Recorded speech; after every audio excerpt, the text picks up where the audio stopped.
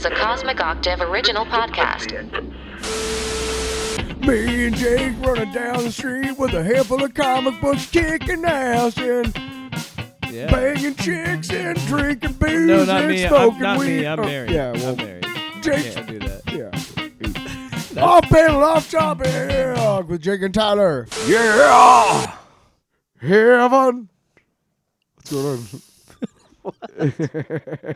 Well, the singing is already the record. I mean, that was like what, 30 seconds in. 3 seconds. We don't count. We're the not. theme. We weren't even We out don't of count the. the theme. We weren't even out of the theme. That's though. what I'm saying. We don't count. So it's nobody can top that one.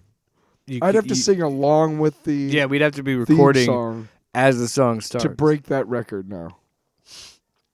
All right, we're gonna hit rewind, and we're gonna do it right now. So fuck the record.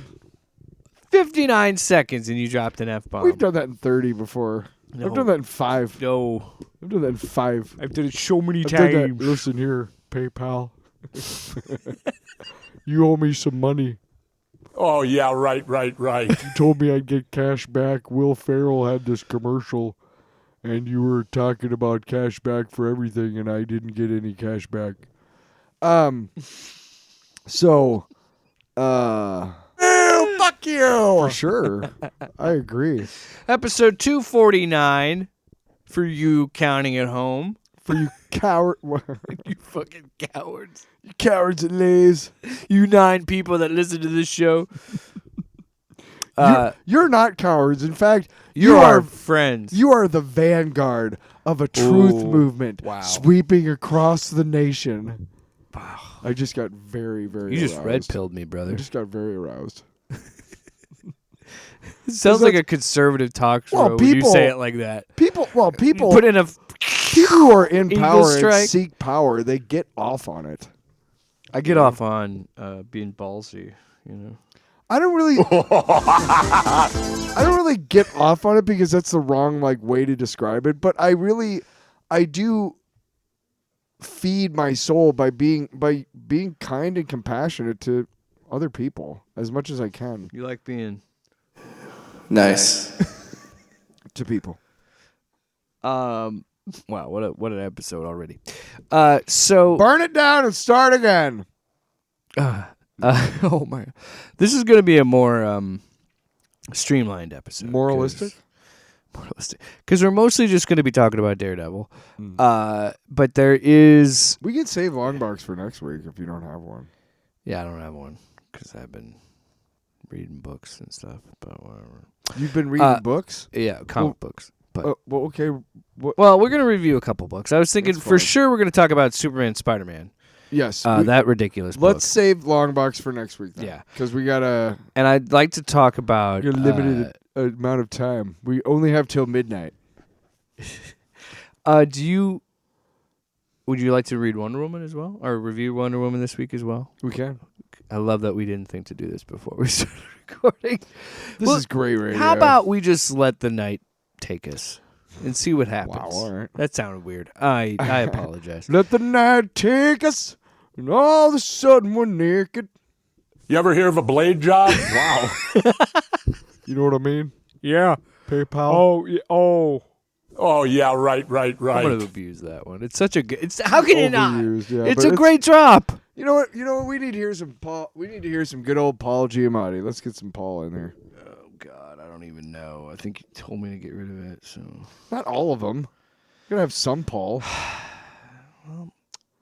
brilliant, at I least. read... The brilliant. Brilliant! There you go. I was to say, I reshuffled the board. Oh, let me reshuffle the board. Dinosaurs! See? I don't even know where that was. I don't know where it was. I just found it. Now I'm going to overuse that one. All right. So this week, we got spoiled with 2 episodes dropping this week for Daredevil Born Again. And we brought it up the last time we talked about it last week, where we said we hope that because there's a this isn't a complete re-overhaul like the first season was, and that we have a creative vision and a creative team. And 3 episodes in, it looks like we fucking got that, man. Because holy shit, has this been some fun? Yeah.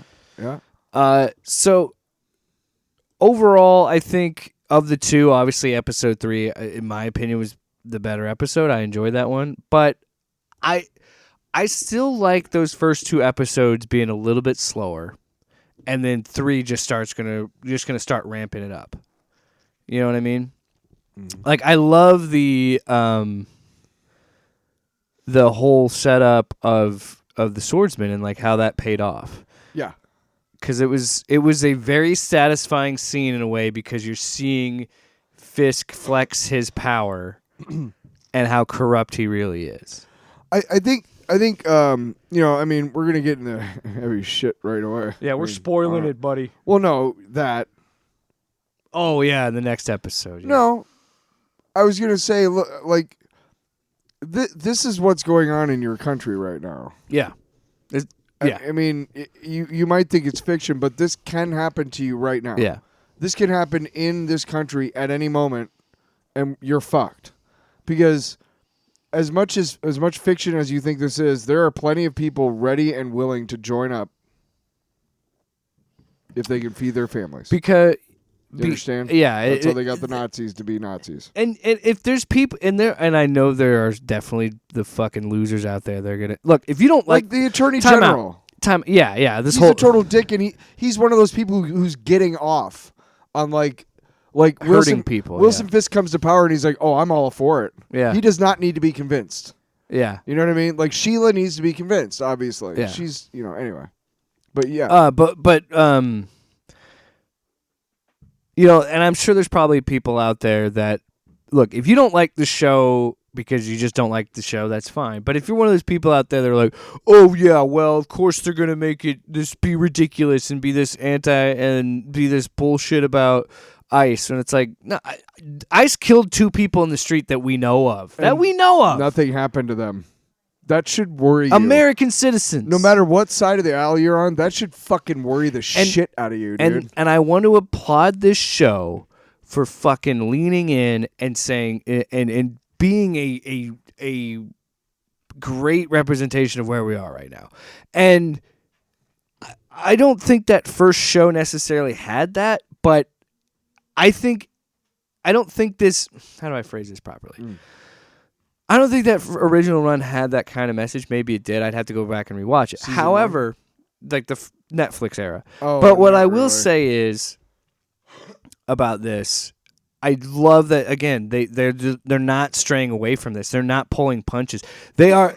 I mean, this task force that he has, again, is doing what you've seen on the fucking news, where they're pulling people out of their businesses, out of their homes, because they have any sort of affiliation with the vigilantes. We talked about this last week, and the emergency powers and what he calls people terrorists. He called Alex Preddy and fucking Nicole domestic terrorists. Domestic terrorists. Yeah. It's the same thing. If you can convince enough people that they were criminals. Mm-hmm. They talk about swordsman and giving up his stuff. That's what the Nazis did to the Jews. Is they made them. They wrote laws so that people could just conscript and seize your all stuff. of their stuff because they weren't whatever. They were criminals, whatever. And that's happening right now. And I don't know what side of the aisle you're on if you're listening, but I'm on the side that doesn't murder people in the fucking street. Yeah. Pretty simple. Look, at this point, like, you have no oversight over your own people. Like, they've literally given all of these people guns and body armor and told them to just go fucking hog wild. And they don't regularly check in. They don't have any schedule. That, you know what I'm saying? Like, they just literally are out there fucking dispensing justice however they see fit, which has included at least 2 murders that we know of that have been filmed. That we know of. God knows what's happening to immigrants at detention centers that there's no cameras. For God's sakes. The scene when she is talking to the swordsman, it finally gets a chance to speak with her client, which, by the way, was shady as shit. They blindfolded her. She couldn't see any, all that shit. You don't think that's fucking happening? But when they do that really cool shot of where they pan through the crate of the wall into the other side of this facility, where you see he's holding all of his prisoners that he had on that island from the first season. And it's such a really cool, and I noticed something too, because I let the There's a podcast they have now that recaps the show, and I just was Disney Plus. So you're just cheating on it? Just cheating on our podcast? That's No. cool. Well, I was saying Disney Plus just played through, and I noted they mentioned Harlot. that the directors on this the first 2 episodes are the same guys that directed the last 2 episodes of season 1. Oh. So I'm like, I could definitely feel that continuity and some of the shots that they choose. But I know we're probably going to gush more about episode 3. But I wanted to mention that I think across the board, these first 3 episodes have been really good. And I have a lot of faith that it's going to be a really good season. Yeah, I'm very pleased with it as a whole. I have no real thoughts or notes other than it's so serious. You know what I mean? And that's what I liked about episode 3. Because episode 3, I agree with you. I think that episode 3 it needs to be. Some things just need to be. It's just right now, like. I think I was talking to my therapist the other day, and what happened to me is Iowa made it to the Elite Eight for the first time in however long in the NCAAs. And that was, and I've talked to you about how I can compartmentalize like about 10 things a day from what's going on in the world. But there's like 15 things every day. So every day there's 5 things that I can't compartmentalize hanging over my head, and it just right? Okay? Uh-huh. And somehow that Elite Eight run was fun. I got to watch all the games because I have HBO Max and they were on there. Oh, nice. And it was really, really fun to watch those games and to be invested in something. And for a little while, it broke me out of the whole, man, we're fucked. So it's kind of hard to watch the show because it's so fucking spot on. Yeah. And it's just like, oh, I'm not anxious about anything. Let's watch Daredevil. Oh, fuck. Okay, but also... But it's because it's so well done, though. And I also want to talk about Bullseye. What the fuck are they doing with Bullseye? Can I just say one thing? And he's in blue! Can I just say one thing? Yeah. I am totally down with how far you went to give me as close as you could to the dorky-ass blue and bright white fucking suit that he has in the comics. It makes sense why it's like a darker blue and it's black because what he's doing. I'm fine because you know what? It's still there. The bullseye. Did you see it? Yes. It's on his head. It's very light, so you can tell it's there, but it's not like, hey, here's where you can hit me and shoot me in the head type shit. So that's good. But it did show it on the knife. I know that. I'm just saying, I was going to say, I love the choice that they made to give me as much as they could fan service wise with him. Now, I would have liked to see his face because you got, in the just comics, he's got the, right? Yeah. But when you're going from that to Colin Farrell to this, I'll take this. Again, and by the way, Colin Farrell is still like the best thing about that movie. Go back and watch it. Also, you have to keep in mind it's the same reason why Matt's costume is black. It's because both these guys are being hunted, so they have to be covert. Yeah. So and of course you don't want a giant yellow or and you don't want to be white like, thing. Here's my face, shoot it. But yeah, I get what you, like. The comic book nerd in you would like to see that, but you understand. This is as close as you can get. It's the same with Matt's suit, yeah. I'm going to believe, even though I know it's not real and that's dumb to think that they would do this, I'm going to believe that you went through hundreds and hundreds of options to try and be like, okay, which one of these things can we use to give the fanboys service, but also not make it look so fucking dorky? And they came upon that one, and it was like, all right, that's it. Because you know what? You're giving me the suit. You're giving him a suit, and it's dark blue, got a little bullseye on his head, and it's but it's not obvious. Like, hey, nobody would wear that if you were trying to kill people. It fits the world. It fits. Yes. It fits the tone they're going for in the show. Yes. Thank you, showrunners of Daredevil, for finally giving me a bullseye that makes sense in like the real world. Yeah, and also I'm a sucker for costumes, man. What can I say? Well, I can't help. There's a reason these things look like have become But iconic, I and people fucking love. I love the interpretation of the bullseye costume. I'm fucking First huge, of all, I huge want to fan. I want to just say when he first stepped off the elevator, I was Yeah. like, his scene where he pops the top of the elevator off and he that was awesome. because you're this sitting there and you're like, what am I looking at? And then you start to see that bullseye because it's not readily. I you're will like, say this: "Ah!" all the shortcomings that happened with Born Again and all that other stuff, what we think was season 1, like season 3, even the brief part that he's in season 1, he's good too. And I can't wait to see what they do with him in this season. But like, I love how much they got Poindexter right for the Netflix show for this. Like, they understood that like while Colin Farrell's performance was fun, like there's so much more you can do with this character. He would like if you go back and watch season 3, it was horrifying when he fought Matt because he was just throwing scissors and like the fucking office scene. yes, the scene in my the God. office, like and. So I'm so curious. Hey, I'm gonna hide behind this desk. Well, I'm gonna go ahead and I'm gonna bank this off of that wall and hit you anyway. I'm like, well, fuck. What am I supposed to do? And he's literally bouncing it backwards. Yeah, I'm gonna and it bounce this sticks off in. the wall and hit you, even though you're took cover. And it's just. so there's no cover you can take. Like that's Yeah. fucking terrifying. But see, this is what I'm thinking. Like, this is where my head is at too, because like I'm just trying to figure out what they're trying to do with him because.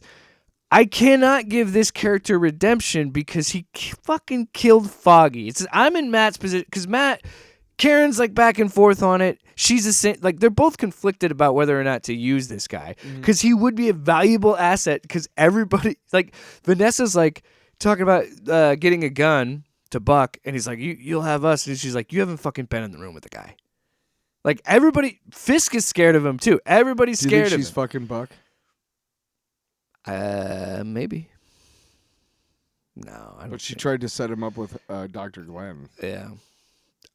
Fuck her, man. Oh my god, that actress is so good at making me hate that character. Oh, I hate her. The whole scene where she pulls out the mask. Yeah. I haven't seen. She is really really good at portraying somebody who is suffering from severe trauma, and the fucked up thing is like her character is a psychiatrist, so in her head, She knows. Yeah, she knows. she better than- doesn't.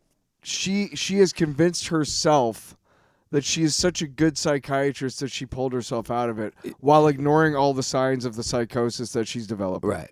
And the And way she's still delusional to think that Daredevil didn't save her. She saved herself. You saw a couple times when she was talking to what's her name on the street, Oh God. where she almost got through to her, and she just would turn. That's what I'm talking about. That yeah, that was a She'd very be like, when she's "No," talking because to. I'm fucking. I can't remember her name. I can't remember the lawyer's name, but when she's talking to her, yeah, really hot, too. that scene in particular, I totally agree. That's what I mean. Like she is so frustrating because you got to witness her fall from grace, and you got to see her really buy into these delusions because she is so traumatized Well, Fisk by what happened to her. pounced on all of that, Of course, and now she's like, I'll do anything for him yeah. or her. Oh, by the way, I'm not gonna lie, and yes, I don't care.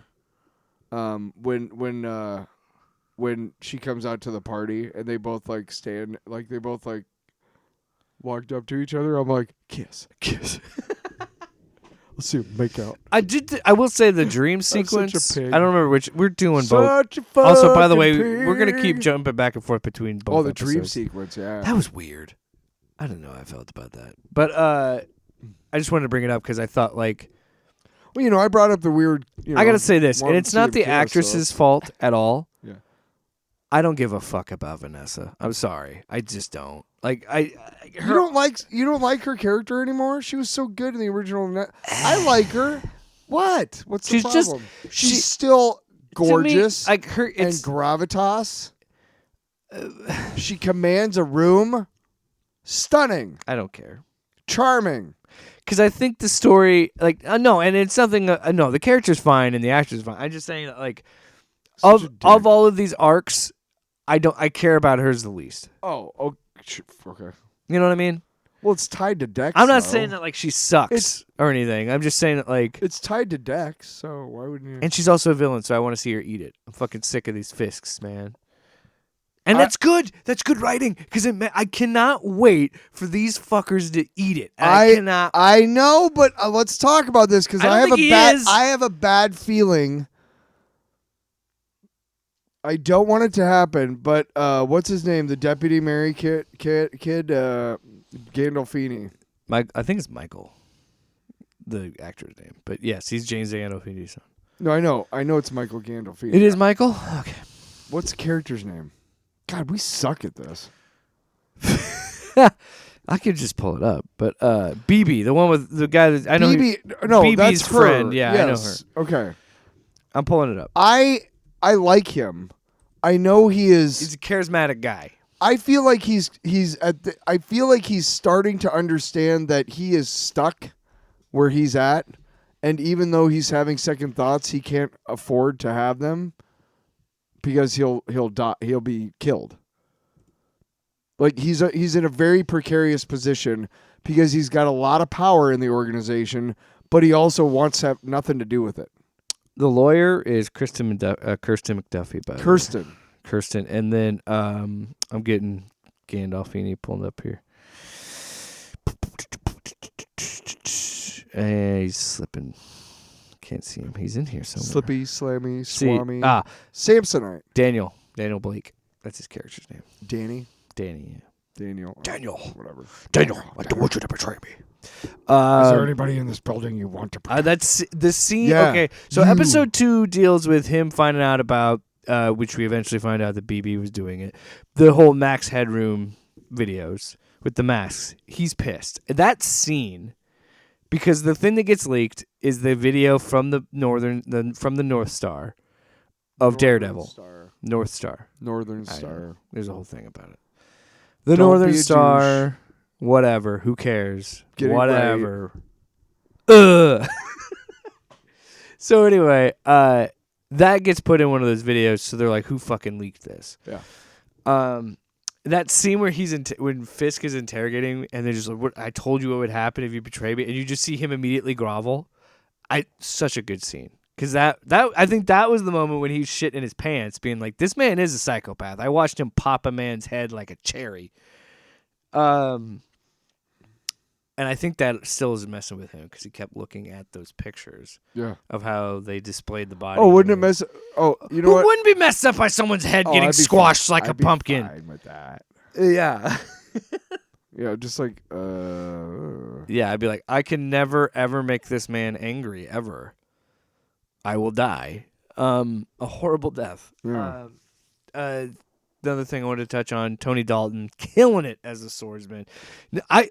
He was not only was he really great in the third episode, but I enjoyed his courtroom scene because he was just a man who was so fucking done with this shit. He's just like, I've already been locked in his little cage. He's already done all these things to me. You guys have lied about me. I've been nothing but. And he's like, and then Kirsten apologizes to him, and he just goes, it was a foregone conclusion.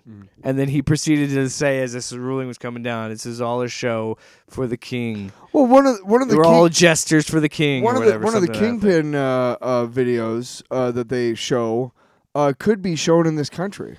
Which is it's vigilantes. I mean, substitute the word terrorists. Yeah. Substitute Immigrants. the word gang members, illegal immigrants, or trans people. It doesn't matter. It's who they don't like. That's what I'm saying. Guess what? Guess what? If at some point they're going to get rid of all the people that they don't like that you also don't like, but then they're going to start coming after you because there's going to be nobody left. It never stops. Yes. So be very aware that this is a dangerous slope we're on right now. Where at any moment, if they wanted to, and they have the power to do this, and they have the means to do it, they could create a fucking terrorist attack on our soil and declare martial law. They made up a reason to go to war with Iran. Why wouldn't they make up a reason to go to war with their own citizens? Oh, dude, they use tear gas on us, which is... It's a war crime. Which is, well, that's true. It's true. That is something that radicalized... You ever see those tweets, what radicalized you? Which... Nothing, being kind and compassionate, you fucking ass.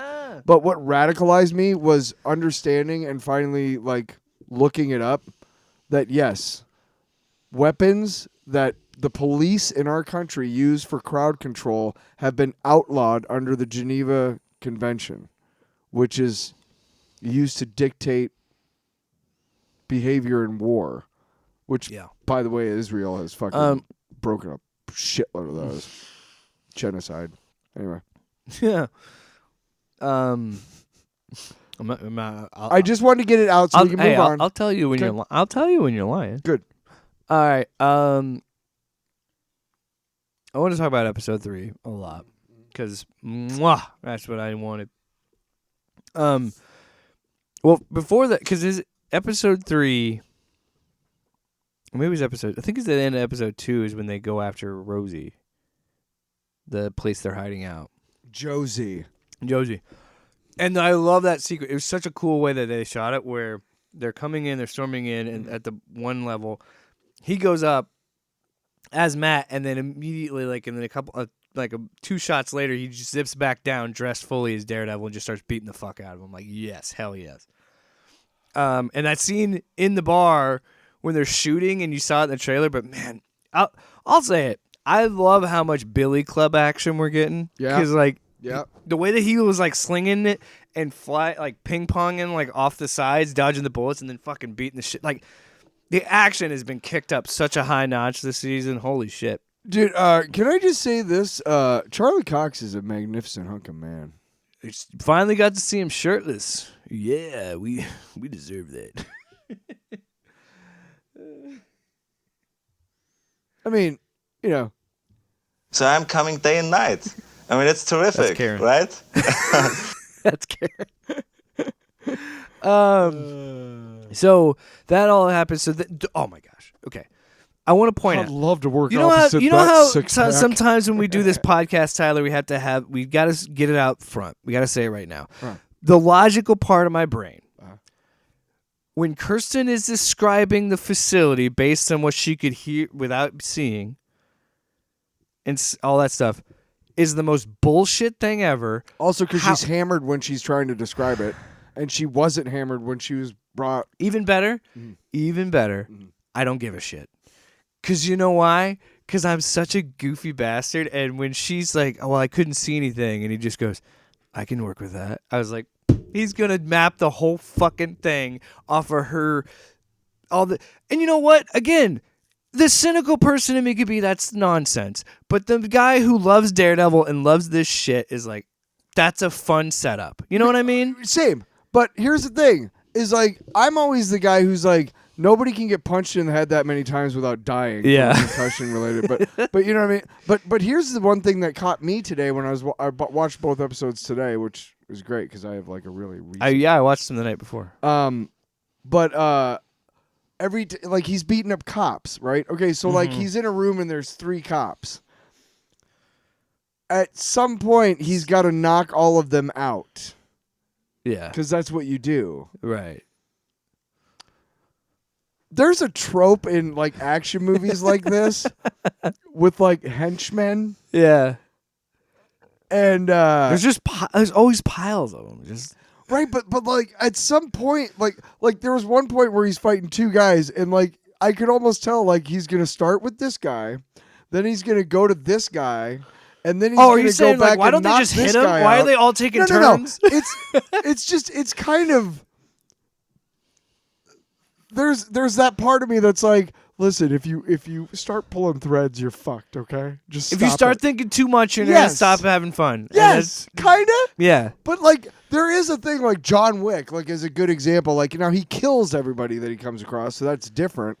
But he gets his ass kicked in those movies. But all shows the time. like this, you have to knock them out, which is yeah. also again like that's really incredibly dangerous that these guys are losing consciousness. Now they're thugs, so who cares? Also, I want to tell you, like, it just shows you, like, but it's that dumbass part of my brain that's like, you're such a and nerd. another reason I didn't watch the fucking another show. reason I moved past it and accepted it as awesome was because this show has done such a good job of mirroring the real world, but this show has done such a good job of beating you down as a viewer. because it's a Daredevil story. And I got news for you. Daredevil stories are sad. Because Daredevil, he always gets his ass kicked. He always loses it somehow, even when he wins. Catholic guilt. Just like Spider-Man, because this is what these characters are. And that's why they're besties. But anyway, all that aside, this show has been so good at beating me down that when she starts to describe it, I'm like, that motherfucker's going to break into that prison and save those people. And I was like, hell yeah. Like, I was excited. Because I'm like, finally, we're going to get a win here.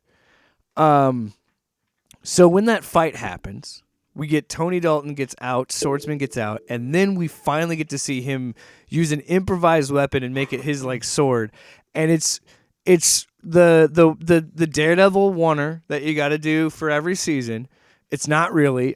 There's some secret cuts in there, I'm sure. Yeah, absolutely. But it was such a fun fucking sequence because the way that they whipped it around and was like showing him doing it, and then Tony Dalton has got such a great smile, and you can tell he's having fun because he's smiling when he's hitting these guys like ha. And then the sequence again, the Billy Club stuff. I love the sequence when they do the shot where Swordsman gets hit.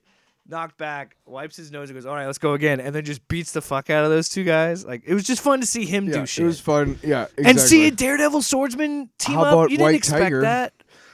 The White Tiger set up from the first season, yeah, that's there. Mm-hmm. Almost skipped over that. But I love the part where he shoots the Billy Club up, puts the smoke down so the cops can't see it, and then sticks that one dude in the leg. By the way, sorry, Matt, that guy's dead. I mean, he's going to bleed out where you stuck him in the leg. And then, yeah, like how you pulled him and like the, dude, it was such a cool sequence. And then, like I was telling you, there are moments of levity in that scene. Like when they finally get the task force guy to interrogate. Yeah. And Matt is like, you're lying to us. You suck. And then Karen comes over and he goes, yeah, he's telling the truth. Yeah. Like it was a rare comedic moment. I was like, that's really funny.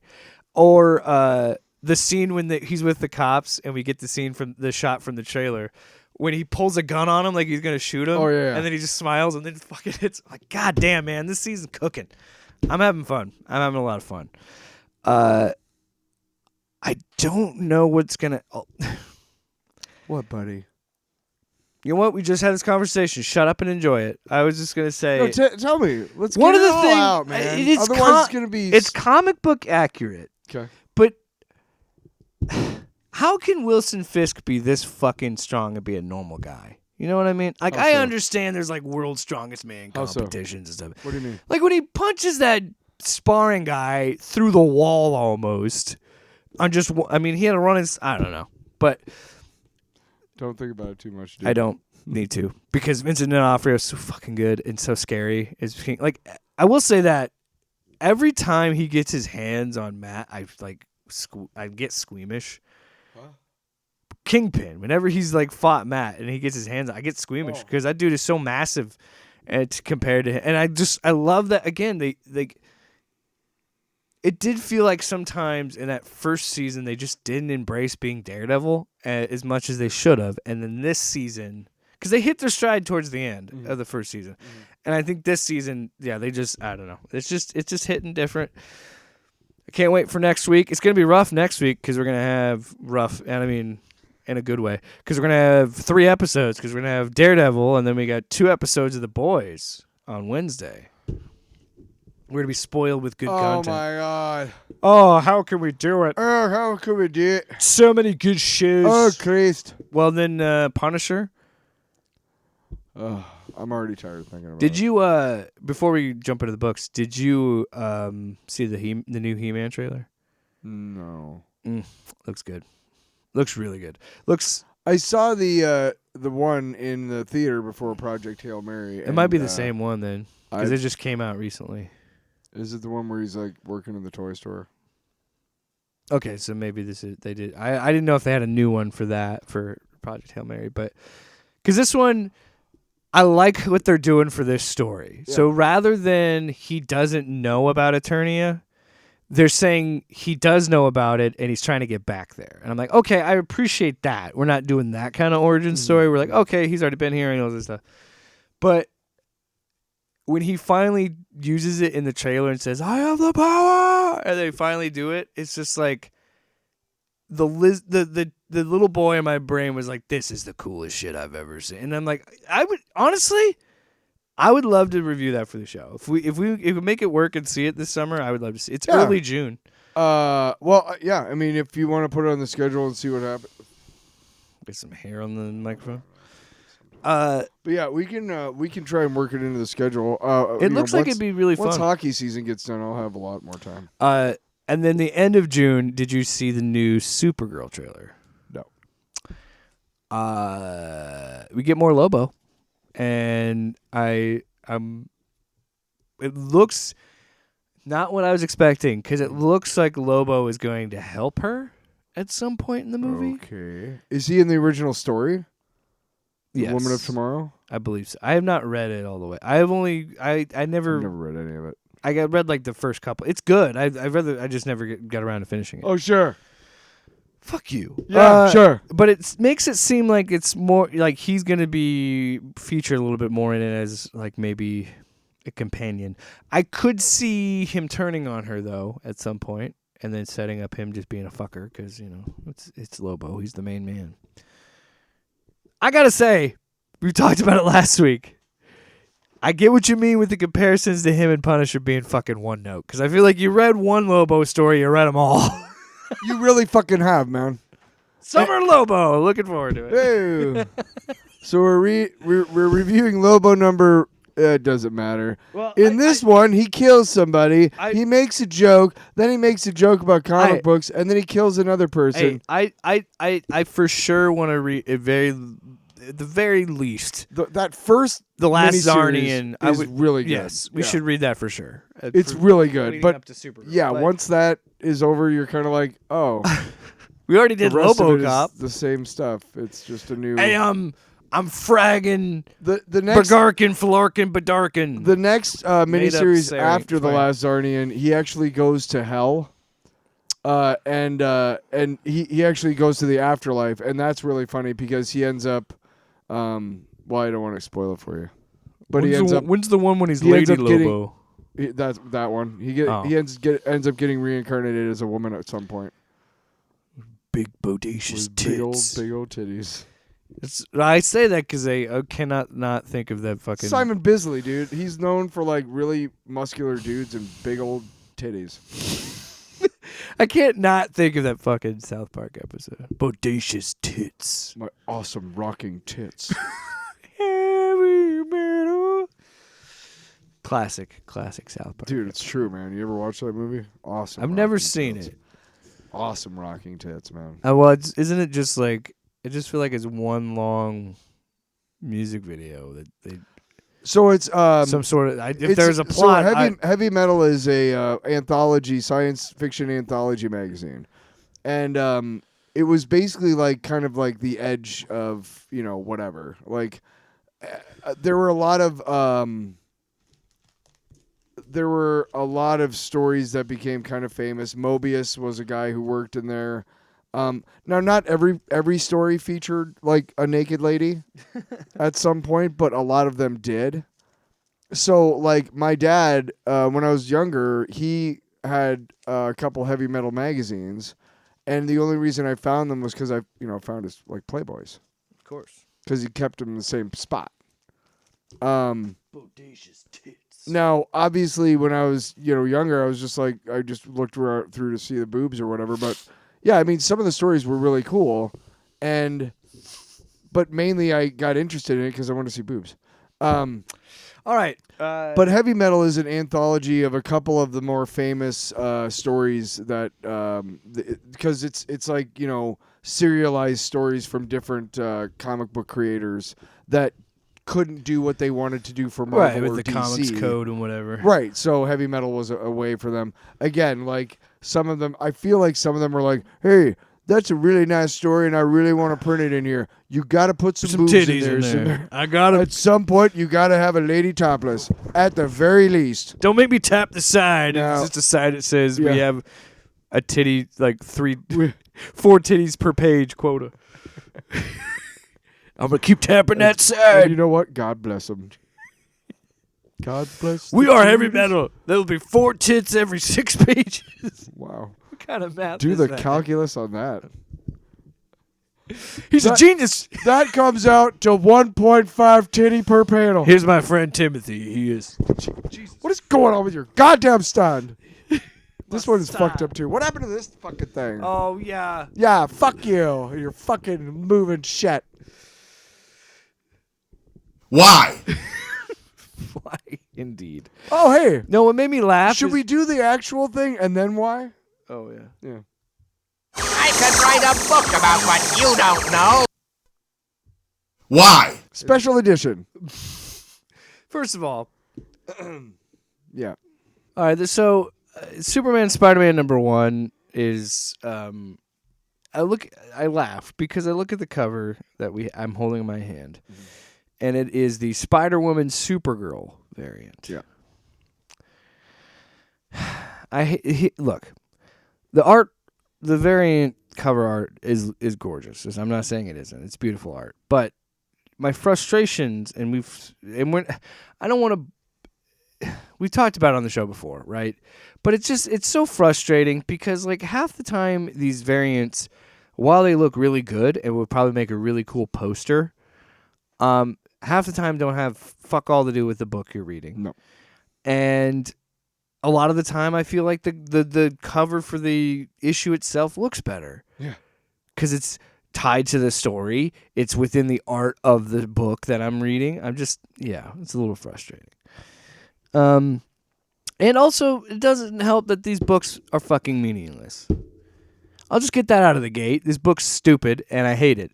Why? Because it wastes good talent.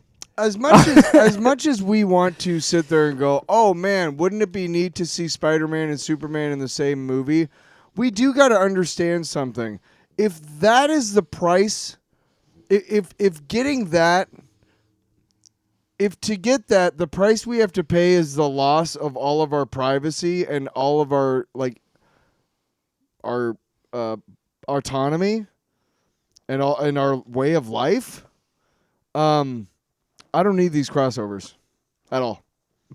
No, I'm serious. Like when Disney bought Fox, I remember we talked about this, and now it's getting dangerous to the point where like 3 people control all of the content. It's already, yeah. You know what I'm saying, right? With the Paramount, Warner Brothers. That's what I'm saying is like it's dangerous, right? Because we're all looking at it going like, oh, cool, Star Wars and Godzilla in the same movie. But you sacrifice the price we're going to pay to get that is not worth what we're getting. There's only been one crossover between the two things that made a goddamn difference, and it was called Apocalypse Now. And it was written by Marv Wolfman, who was a big Teen Titans guy, and I believe it was drawn by Walt Simonson. Well, I mean, this is my frustration with this. Is we could break down this issue. We could really go into it, but I don't need to because you've read this book before. What happens is Spider-Man, apparently Metropolis in New York exists in the same world, and we're just going to go with that. And then we're also going to accept the fact that, again, the Daily Bugle and the Daily Planet exists and all this exists. Right. Spider-Man's on assignment talking to Superman in Metropolis, or Peter Parker and Clark Kent. And so then they have to deal with Brainiac and Doc Ock teaming up because it's a crossover book. So 2 villains, 2 heroes. That's how it works. Yeah. So Spider-Man and Superman swing into action, fly and swing into action. Chris Claremont was wrote. It's so that's why it's any worth a damn. Anyway. Yeah. The X-Men Teen Titans crossover. Yeah, I'll have to read that. It's Walt Simonson and Chris Claremont, and it's fucking dope as hell. Excuse me. So there's a double page splash. It looks great. Yeah, it's the only crossover between the two companies that's ever been worth a goddamn. Like, I got suckered into the Batman Deadpool, and if you think which one is this? Is this Superman Spider-Man? Superman Spider-Man. If you think for a goddamn minute that I'm gonna get Spider-Man Superman, you can suck my balls. Okay. So, because there were 2 Batman Deadpools. There was Deadpool Batman and then Batpool Deadman. And I bought one Fat of pool them. dead man. I can't remember which one, but I don't care. So the whole thing is Brainiac and Doc Ock are putting out this virus that is it's based on waves. So people start speaking in binary and they go crazy because they tapped into their consciousness and made them go crazy or whatever. So Spider-Man and Superman are dealing with that shit. And then there's a scene where this is so dumb. Where is that? Good Lord. Blah, blah, blah, blah. They're talking about like we got to stop this fire. And you gotta go in there and say, if you want to provide me with, he's like, oh yeah, where he gets covered hang on, in I've got webs. spider sense to warn me if the roof starts to cave in. You, on the other hand, look like a sneeze could drop you. You could burn. He's like, I'm going in, full stop. However, I could use some assurance. And yeah, he covers in web. And it's just like, Let me see this. these, like, the other thing is like these two characters just don't. There's a reason they're in separate universes. They just don't blend. I just don't feel. Yeah, I mean, no. Let's. Yeah, Doc Ock with kryptonite arms is pretty fucking dope. that's pretty cool. That's right. Okay. So we got that. The art, and again, we can't talk about. Now we've seen this before, though. The whole "I gotta raise this off my thing so I can save somebody" type thing. Yeah. Well, that's what I'm saying. We don't really need to break down the issue because you've heard it all before. It's Superman fights Doc Ock with the kryptonite arm, and Spider-Man has to fight Brainiac, and he defeats Brainiac with his spider sense. And I think what bugs me whatever. about these types of crossovers is that the Teen Titans X-Men crossover, they actually like deal with each other like, so what's it like in your world type stuff. It's not. Oh, we've always been in the same. Oh yeah, universe. Metropolis is just over there. Yeah, I just took a subway to Metropolis, and it's weird. It's different from New York. And shut the fuck up. No, was this worth $9? Not a fucking chance. No. So eventually Anyway. they stop Doc Ock and Brainiac. Yeah, whatever. blah blah. And So then the fucking there's yeah. other mini stories. I want to talk about one, and that's just one, and that is, by the way. Mark Waid was the writer. Jorge Jimenez was the artist on that. By the way, yeah. So Superboy Prime and Amazing Spider-Man is one of the stories, and then the next story is Superboy and Spider-Man 2099. What? Oh, so the one that we're talking about, the main. You can talk about the other ones if you want, but the one that I read. Then we both read was Lois Lane and Mary Jane by Tom King and Jim Lee. So you talked to me last week because when you brought these books and you're like, it's exactly what you would think it would be. And it's just a story of, gee whiz, isn't it great that I'm married to Superman? Isn't it great that I'm married to Spider-Man? Oh, man, they're so great. And life's crazy. Blah, blah, blah, blah, blah, blah, blah. Oh, hey, Gambit. That's the fucking story. Why are you wasting talented people on such meaningless shit? Not Why? only does Gambit like take care of the whole issue, but Lois Lane and Mary Jane are like, oh God, You're so hot. Is Rogue around? it's literally the damsel in distress. I can't believe that nobody read that. People didn't read. The editor didn't read this and go, "Are you fucking kidding me, you guys? You can't fucking what." No, I guarantee you what, it only what exists. year do you think we fucking live in? It only exists because it's a rhyme. Lois Lane and Mary Jane. Well, it makes sense for the concept. I get it, It's the two but at main the women same in their time, it's lives. like, what are we doing? Like Lois Lane is well known as one of the toughest ladies ever. Yeah. Mary Jane is known as one of the She's most fucking independent. Venom right now. Like, why wouldn't you couldn't bring give that us up? anything? Why do you have to give me a fucking Lois Lane and Mary Jane story that involves Spider-Man and Superman at all? Exactly. It's and that's what I'm saying. You're wasting talented people like Tom King and Jim Lee. I don't want to be too like flippant with this because it might be worth something. Everybody involved with this book are accomplished, talented artists, and why are we making them do this shit? Or why are they doing this shit if they're willingly doing it? I understand, like I was talking about earlier, the little boy in you being like, oh my gosh, I get to write a Spider-Man, Superman crossover story. I understand that appeal. But you're not really, I don't know. Why not give them, I don't know, man. I just feel like it's always a waste of time, doesn't it not? It's all the same shit. I show up in your universe and you're there, or we somehow always known each other, even though like you wouldn't. Whatever. It's just money. There's a Superboy Prime and Amazing Spider-Man story, which is dumb. Superboy and Spider-Man 2099. There's Superman's pal Jimmy Olsen and Carnage, which is actually pretty cool and interesting because Carnage kills Jimmy Olsen. And then J. Jonah uses it to Told say, you so. Yeah. It's like 3 pages. And then there's a Jonathan Kent and Ben Parker, which no. It's a nice story. Then there's what's the other one? It's sorry, hang on. Daily Planet and Daily Bugle. I said to this one, you can fuck right off with that shit. I don't give a shit. And then the last one was Power. Are you telling me you're trying to team up 2 periodicals? That's literally the team Daily up. Planet and Daily Bugle. Fuck. What is it? Did you read it? The art is no. Power Girl and the Punisher is actually really interesting because Punisher is the bouncer at an underground club. Gail Simone wrote it, by the way. She's awesome. And so Power Girl's there for a blind date. The blind date doesn't show up. Then that's when Punisher comes in and Power Girl like steps in and they help each other. And afterwards, but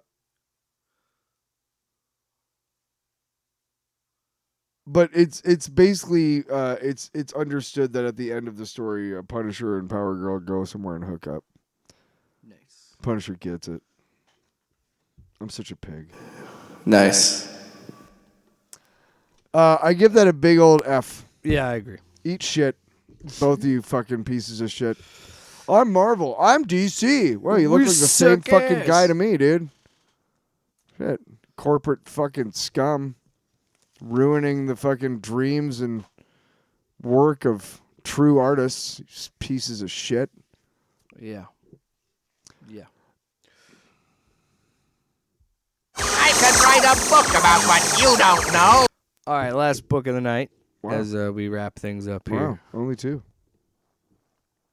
Yeah, we're recording later than usual. I thought you said something about 5 books. I read a lot of books, but we don't have time for all of them. So in my So you only read 2? My perfectly manicured hands. What the fuck? I don't know. Absolute Wonder Woman number 18 by Kelly Thompson and Hayden Sherman. And again, this is what my problem is. I'm holding in my hand this variant cover, and it's nice to have bodacious tits on a Wonder Woman, but I prefer the actual cover of the book because I love Zatanna's design and this Wonder Woman. Yeah, design. what does Zatanna have? Bodacious tits. So what are we telling? What are we saying about ourselves here, Jake? We need some story to those tits. So last we saw, it is her dad. It is Zatanna's dad, yes. That's what we got revealed. I think there was a little confusion when he was burning because So- it looks like he has skin. To me, it looks like the fire is going around, and every so often there's like a ribbon of his actual self in the Yeah. fire that's like rotating around him, and that's why sometimes you see him. But yeah, And then because it's blood magic, she feels like she's got like these red veins running up her skin, so she's like feels like he's like hexed her or something. So she goes back to her home, and then we find that Zatanna found the Heron, and they have a little fight. And I really, again, I'll say it every time, I like the character. I hate reading everything backwards. so fucking. So yeah, irritating. it's Season of the Witch, Part 3 of 5. So after her confrontation with Zatanna, we get a flashback of her with Aphrodite. And Aphrodite is saying, well, it's great that you have all this love for humans. Like, you should be careful because they could betray you because they're humans. But again, it goes back to what's been the theme of this book is Diana resisting that and saying, no, I need to still lead with love, even if it could hurt me. Yep. And which is the right message.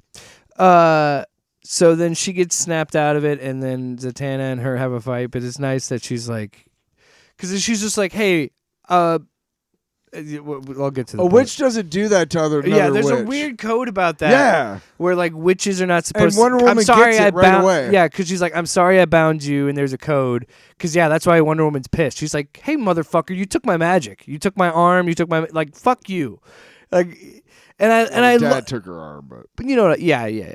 But the whole. Oh yeah, you're right. It was. Son of so, give me the book, you fuck. No.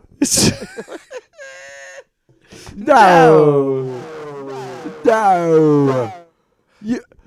You bloody wanker. Yes. So anyway, but there's a whole code thing, and then they fight, and then we see there's a whole panel set up of her like doing a spell to phase through Wonder Woman, and then it's an interesting fight. Wonder Woman, like I love that modern comic books, the new onomatopoeia for throwing people is yeet. That's so fucking funny to me. So like it's just yeet and throws her away, and then she realizes, oh, she's a better spellcaster than I thought because she just conjures up some wings to combat it. And then they kind of go back and forth, and then Wonder Woman eventually gets the upper hand, and then she's like, yes, I gave you. And she'll be like, I gave you all your power back to fight them and everything. And then she's like, yes, after I bound you, I'm sorry. Like she finally just says, like, look, I get it. Like I broke code here. But this is the first time, or maybe the first time I've noticed it. But that's the first time, that we've seen someone refer to her as a witch. Yeah. And then because you know what, I never thought about it, but she casts spells just as much as she's dealing out the punishment with her fists. So I'm like, that's pretty apt to call her a witch, especially in the context of this universe. So I just thought that was a cool detail. And yeah, like you said, the idea that like there is this code amongst witches. Well, we're kind of learning. And I think, with it being the Season of the Witch arc, I think we're definitely going to learn so much more about the witches in the Absolute Universe. And again, like you and I have been talking about since the beginning of this series, I love when this book really leans into the magic and really leans into the mythology, because that's always what Wonder Woman has been, So she traps her with the. She has that sword or that trident, which is a living being. Yes, that she. So she calls it, and she traps her, and she's like sitting there, and she's got her trapped. And she's like, God damn it, I know why she's got me so mad, because I expected more of a witch. Again, leaning into this whole like sisterhood amongst witches and like this code.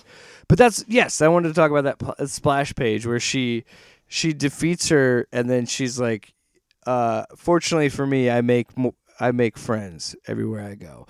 Which again is like leaning in on those themes of like, of course, something we find out, that's really laid out in front of us when you don't even think about it, is like every part of this journey of these 18 issues, that yes, every single time she's done something, she has helped someone else, and they have come with her, and they live with her now and want to help her because she just makes friends just by loving people, and every time she confronts something. Even this is one thing I think works so well for this book, and has worked so well for this character. For someone like me who's not, or someone like you who's not overly familiar with this character, to see time and time again that through line of like every time having sympathy and having Diana doesn't. She is a protector by nature. That's what she's doing. But she doesn't like hurting these people. that she fights. No. And every time she's fighting someone, she's coming from love, so she feels their pain. Mm-hmm. And that's what I love about her saying like, I'm angry because I expected more of her. Yeah, even in that moment, she has that self-awareness, and that's like she's Kelly Thompson is just and like all the people involved creatively, because I know they had some different artists. Yeah, but damn, like continues to kill it, man. Such a good book. And so she comes in and she's like, "Hey, I have to go. I'll try my best not to kill your father, Zatanna, and I wish you well in your quest to free him and be reunited. Diana, don't let Kale get her hands on you. I curse them." And she's like, "Thank you. Now, if you change your mind, you know where I'll be." So she goes and she casts a spell to release the queen, the fish queen. She's like, "Hey, that's where your people are. I would not lie about such a thing. And Giganta won't never leave lied. if you free her. Don't trust her. And Zatara perhaps cannot be freed at all." And then she goes to find... Oh, dude, the end of this issue is so awesome. Like, the build-up to the end of the issue is so good. Yeah. Because she goes... Troika. She goes to fight the Burning Witch. Diana of the Wild Isle. Yeah. And the Troika. Blood of Scylla, the Man-Eater. Fur of Cerberus, the three-headed Hound of Hell. Sacred icy tears of Styx, Oath of the Gods. Blessed by great and terrible Hecate herself. Hecate? Hecate? Hecate.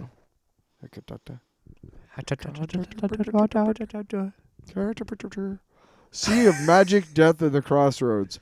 The Troika knows your secrets, and will break you of them. Next, the Troika. The Troika. Oh, dude, so good, so good. It's like that Breaking Bad meme. Someone cooked here every time I read that fucking book. Good shit. I give it an A. I loved it. I'm gonna text you something here. A is what I'm gonna give it. Oh, you want me to play something? No. If it's a dick pic, dude, I'm gonna be really upset. I specifically said, do not send this. I want you to read what I just texted you. Just read it. Have you been to Spice lately? You just did a perfect Australian accent. Have you been to Spice lately? Crikey. Say it again. Have you been to... No, say it like it's written. Have you been to Spice lately? No, have you been? Sorry. The word is bean. I What know, the but fuck? my brain is like trying to say Ben because I know what you're doing. All right. Have you been to Spice? I can't stop thinking about it. Have you been to Spice lately? It's like my brain knows. The words are bean. Hey, because I know I could do and lightly. I know I could do a solid. I know, but it's Australian funny because you can't say it without sounding like enough. Have you been to Spice lately? So stupid. Off panel, off topic with Jake and Tyler.